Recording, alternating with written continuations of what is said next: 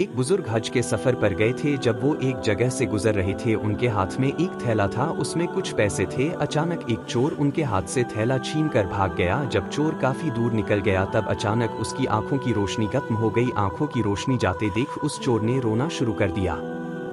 जब लोगों ने चोर से पूछा, भाई क्या हुआ, तो वो कहने लगा, मैंने एक आदमी का थैला छीना है। वह कोई बड़ा अल्लाह का करीबी बंदा लगता है। मेरी आंखों की रोशनी चली गई। खुदा के लिए मुझे उसके पास पहुंचा दो ताकि मैं उससे माफी मांग सकूं। जब लोगों ने पूछा कि यह किस्सा कहाँ पेश आया, तो कहने लगा, फला नाई की दुकान के करीब पेश आया। लोग उसको उस दुकान पर ले गए और नाई से पूछा कि इस तरह का कोई आदमी यहाँ से गुजरा है, आप उसे जानते हो? उसने कहा, मुझे उसका घर तो पता नहीं, हाँ मगर नमाज के लिए वह आते जाते रहते हैं, अगली नमाज के लिए फिर आएंगे।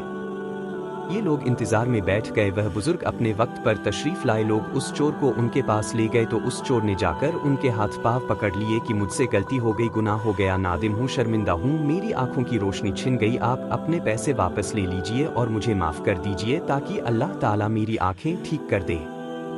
वह बुजुर्ग कहने लगे कि मैंने तो तुझे पहले ही माफ कर दिया है। यह सुनकर चोर बड़ा हैरान हुआ, कहने लगा, हजरत मैं तो आपका थैला छीन कर भागा और आप कहते हैं कि माफी मांगने से पहले ही माफ फरमा दिया। वह फरमाने लगे, हाँ मेरे दिल में कोई बात आ गई थी।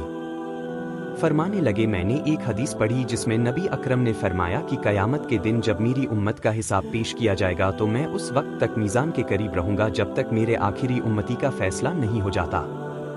मेरे दिल में यह बात आई कि अगर मैंने इस चोर को माफ नहीं किया तो कयामत के दिन यह मुकदमा पेश होगा और जितनी देर मेरे मुकदमे का फैसला होने में लगेगी, अल्लाह के नबी अलैहिस्सलाम को उतनी देर जन्नत से बाहर रहना पड़ेगा।